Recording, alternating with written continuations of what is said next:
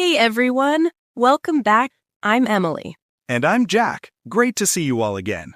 Today, we've got something really exciting for you. We're going to learn how to give opinions in English. Oh, yes, this is super important because we give opinions every single day about everything. Exactly. Like, what do you think about this shirt I'm wearing today, Jack? I think it's really nice. The color suits you.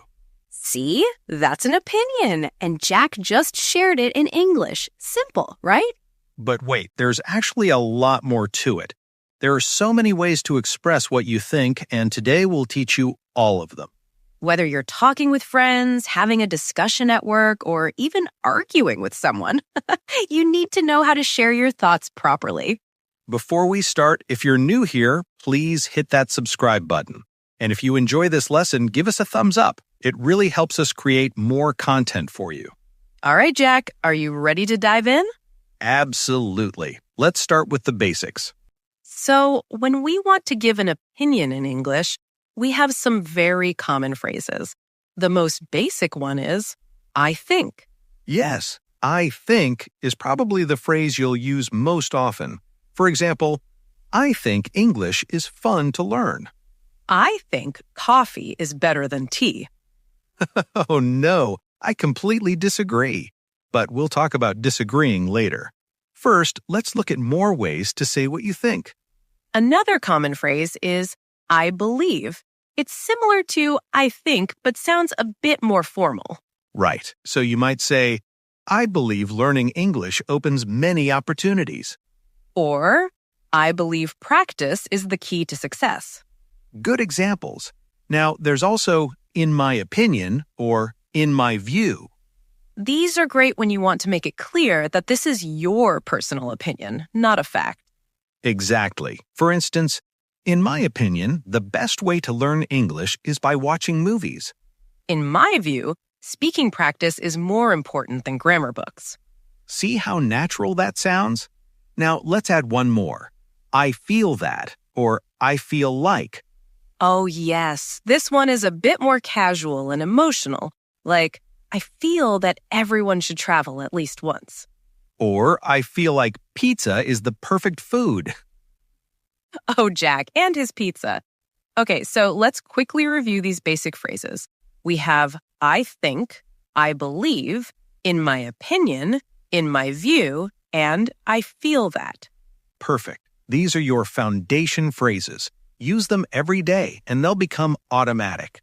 But Jack, what if we want to sound more confident or less confident? Great question, Emily. That's exactly what we're covering next. Sometimes we feel very strongly about something, right? And we want people to know we're serious. Yes, like when I say I'm absolutely certain that practice makes perfect. I'm absolutely certain. That's a strong phrase. It shows you're very confident. What are some other strong phrases, Jack? Well, we can say, I'm convinced that, or I'm sure that. For example, I'm convinced that learning a new language changes your life. Or, I'm sure that hard work always pays off. These sound very confident, very strong. What about when we use definitely or clearly? Oh, yes, those are great too. English is definitely worth learning. Technology clearly makes our lives easier. But, Emily, we can't always be so sure about everything, right? True. Sometimes we're not 100% certain, and we need softer phrases. Exactly. When we're less confident, we can say, I guess, or I suppose. Like, I guess waking up early is healthy, but it's so hard. I totally understand. Or you could say, I suppose studying grammar is important even though it's boring. Another good one is, it seems to me that, or it appears that. Right. It seems to me that more people are learning English every year. It appears that online learning is becoming more popular. These phrases are perfect when you're sharing an observation, but not stating it as an absolute fact. We can also use words like probably, maybe, or perhaps. Yes, English is probably one of the most useful languages to learn. Maybe practicing speaking is more important than I thought. See the difference? Strong opinions use words like absolutely, definitely, convinced, certain. Soft opinions use probably, maybe, perhaps, I guess, I suppose. This is so useful because in real conversations, we need both types. Absolutely. See what I did there? I used a strong word. Perfect example. Now, let's talk about something really important: agreeing and disagreeing. When someone shares an opinion and you agree with them, there are so many ways to show it. The simplest way is just, I agree. Right. But we can make it stronger. I completely agree, or I totally agree. For example, if Emily says, I think learning English is important, I can respond, I completely agree with you. Or you can say, you're absolutely right. That's exactly what I think. I couldn't agree more. Oh, that's a great one. I couldn't agree more means you agree so much it's impossible to agree any more than you already do. Exactly. Here's a real example.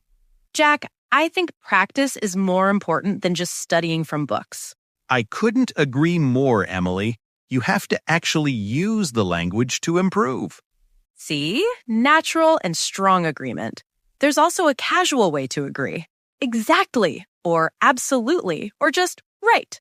Yeah, these are perfect for conversations with friends. Like if I say, that movie was amazing, you might just say, exactly, I loved it too. Or even more casual, yeah, for sure, or totally. Dude, that pizza was incredible. Totally, man. Okay, maybe that's a bit too casual, but you get the idea. The key is to match your language to the situation. Formal situations need, I completely agree, while casual chats with friends can just be totally. Perfect. But Jack, what happens when we don't agree? Now this is where it gets interesting. Disagreeing in English can be tricky because you don't want to sound rude. Exactly. In English-speaking cultures, we usually disagree politely, especially with people we don't know well. The most important rule is never just say, you're wrong, or that's not true. Right. That sounds very harsh and unfriendly. Instead, we have polite phrases. The most common is, I see what you mean, but... This is brilliant because you're acknowledging their opinion first, then sharing yours. Exactly. For example, if Emily says, I think grammar is the most important part of learning English, I might say, I see what you mean, but I think speaking practice is more important. Perfect. You didn't attack my opinion. You just shared a different view. Another great phrase is, I understand your point, however... Or, that's a good point, but have you considered... These all show respect while disagreeing. Here's another one. I'm not sure I agree with that.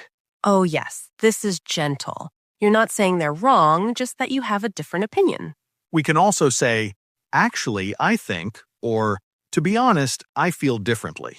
Let's practice this. Jack, I think studying late at night is the best time to learn. I understand your point. However, I think morning study is more effective because your brain is fresh. See, that wasn't aggressive at all. You disagreed, but stayed friendly. Exactly. There's also, I'm afraid I disagree, which is very polite. Or, I beg to differ, which sounds quite formal and sophisticated. I beg to differ, dear lady. Very fancy. Maybe save that for formal debates. But here's an important tip. You can soften disagreement with kind of or sort of. Right. I kind of disagree, or I sort of think differently. These make your disagreement sound less direct and more gentle. There's one more strategy I love. Asking a question instead of directly disagreeing.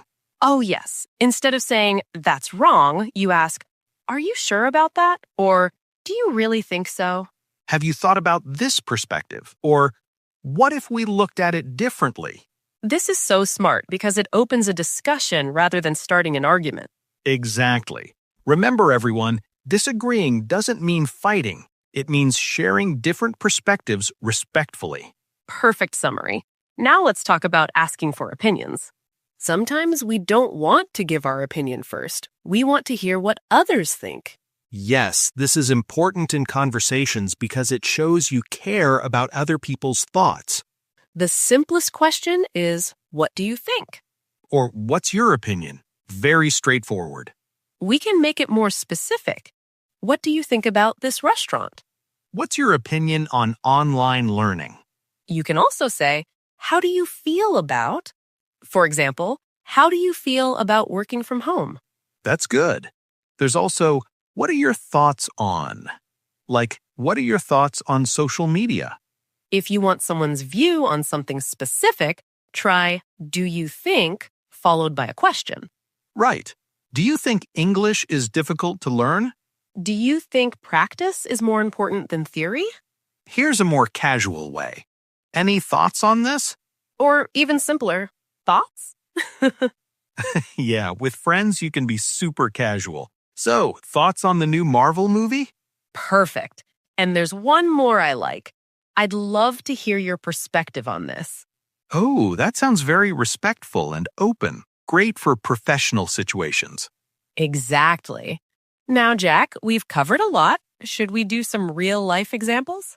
Yes, let's show our viewers how all of this works in actual conversations. All right, let's imagine some real situations and practice. Scenario 1. Two friends talking about a movie. Emily, you start. Okay. Hey, Jack, did you watch that new action movie everyone's talking about? Yeah, I did. Honestly, I thought it was a bit disappointing. Too many special effects and not enough story. What did you think? I see what you mean, but I actually enjoyed it. I think the action scenes were really well done, though I agree the plot could have been stronger. Fair enough. I guess the action was impressive. Maybe I was just expecting something different. See that? We both shared opinions, disagreed a little, but stayed friendly. Exactly. We used I think, I see what you mean, but, and I agree. Very natural. Scenario 2, a work meeting. Let's make it more formal. Okay. Emily, what's your perspective on the new project timeline? Do you think 3 months is enough? Well, in my view, 3 months might be a bit tight. I'm concerned that we won't have enough time for proper testing. What are your thoughts? I understand your concern. However, I believe if we prioritize the key features first, we can deliver on time. Perhaps we could create a phased approach. That's actually a good point. I suppose that could work. Let's discuss the phases in more detail. Perfect. Notice how we used formal language? In my view, I understand your concern. I believe. And we stayed professional even while disagreeing. This is so important at work. Scenario 3. Discussing study methods with a classmate. More casual this time. I don't know, Jack. I feel like making flashcards is kinda old-fashioned. I prefer using apps. Really? To be honest, I still love flashcards. I think writing things down helps me remember better. But I get why apps are convenient. Yeah, I suppose everyone learns differently. Maybe I should try flashcards again. It's been a while. Exactly. And I might check out some of those apps you mentioned. Always good to try new things. See how we both stayed open-minded? We shared our preferences, but didn't insist we were right. This is the beauty of good opinion sharing. You can disagree and still learn from each other. One more quick scenario. Friends choosing a restaurant. Where should we eat? I'm thinking pizza. I kind of feel like something healthier today. What about that new salad place? A salad place? I'm not sure I agree with that choice. But okay, maybe we could find something with both options. Perfect. Let's look for a place with variety. That way we're both happy. There we go. Compromise through sharing opinions respectfully. Before we finish, let's talk about some mistakes learners often make. First mistake, being too direct. Remember, in English, we often soften our opinions. Right. Don't just say, you're wrong. Say, I'm not sure I agree with that. Second mistake, using the same phrase over and over. Don't just say, I think for everything. Variety is important. Use different phrases we taught you today. Third mistake, forgetting to listen. Giving opinions isn't just about talking, it's about having a conversation. Exactly. Ask questions. Show interest in other people's views. And final mistake, being afraid to share your opinion. Don't stay silent because you're worried about making mistakes. So true. Your opinion matters, and practicing is how you improve. Wow, Emily, we covered so much today. We really did. Let's do a quick summary of everything we learned. We started with basic phrases. I think, I believe, in my opinion, in my view, I feel that. Then we learned strong opinions. I'm certain. I'm convinced. Definitely. Clearly. And soft opinions. I guess, I suppose, probably, maybe, perhaps. We practiced agreeing. I agree. I completely agree. You're absolutely right. I couldn't agree more. And disagreeing politely. I see what you mean, but I understand your point, however. I'm not sure I agree. Plus, asking for opinions. What do you think? What's your opinion? How do you feel about? We saw real-life scenarios and talked about common mistakes to avoid. That's everything. Now it's time for you to practice. Here's your homework. Think about a topic you have an opinion on. It could be anything: food, movies, sports, learning English. Then practice saying your opinion out loud using the phrases we taught you today. You can even leave a comment below sharing your opinion in English. Yes, please do. We'd love to read your comments. Tell us, what do you think is the best way to learn English? And remember, there's no wrong answer. Everyone has different opinions, and that's perfectly okay. If you enjoyed this lesson, please don't forget to subscribe to English Talk, hit the like button, and share this video with your friends who are learning English. We really appreciate your support. It helps us create more lessons for you. And if there's any specific topic you'd like us to cover in future videos, leave a comment and let us know. We read all your comments, and we love hearing from you. All right, everyone. Thank you so much for watching today. Keep practicing, keep learning, and remember, your opinion matters. See you in the next video. Goodbye. Happy learning.